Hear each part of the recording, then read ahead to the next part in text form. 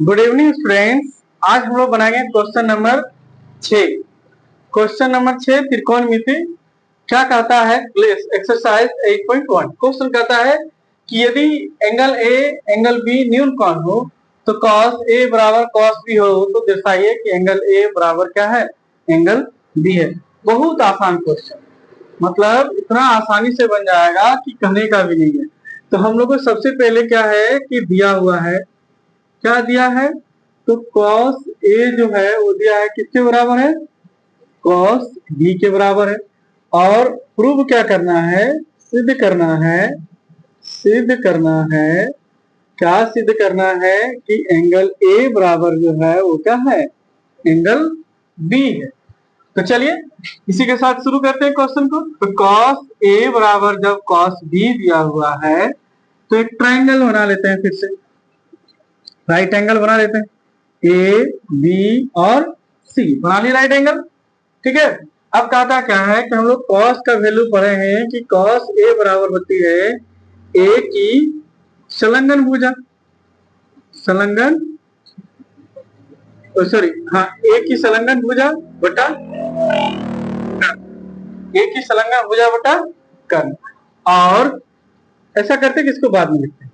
और cos b बराबर जो होगा b की संलग्न भुजा बटा कर्ण होगा, ये होगा, क्योंकि यही होना चाहिए।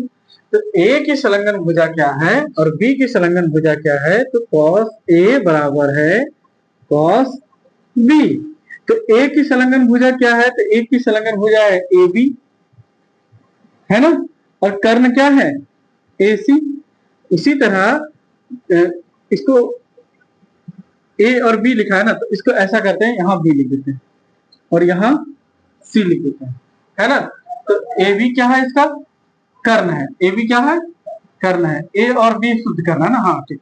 ए बी क्या है इसका? अब इसको थोड़ा चेंज कर लेते हैं, है ना। क्या लिखिए? ए की संलग्न भुजा, क्या लिखा है? ए की संलग्न भुजा। तो ए की संलग्न भुजा क्या है? ए सी है। और कर्ण क्या है इसमें? ये कर्ण होती है, कर्ण है ए बी। कर्ण क्या है? A B. उसी तरह है बी की संलग्न भुजा। तो बी की संलग्न भुजा जो बी के साथ सटा हो वो क्या हो जाएगा? बीसी। क्या हो जाएगा? बीसी। और कर्ण क्या लिख के रखे? A B. कर्ण क्या लिख के रखे हैं? A B. हम इसलिए इस तरह किए कि इस बार ए बी और सी कहे, क्योंकि हमको बोला है कि प्रूव करो कि एंगल ए जो है किसके बराबर है? एंगल बी के बराबर है। cos ए जो है cos बी के। तो cos ए का वैल्यू जब भी होगा तो या तो इधर से होगा या तो इधर से होगा, इसलिए ट्रायंगल हम लोग इस तरह बनाए, ठीक है। तो cos ए का वैल्यू क्या हो रहा है? ए सी बटा क्या हो रहा है? ए बी हो रहा है।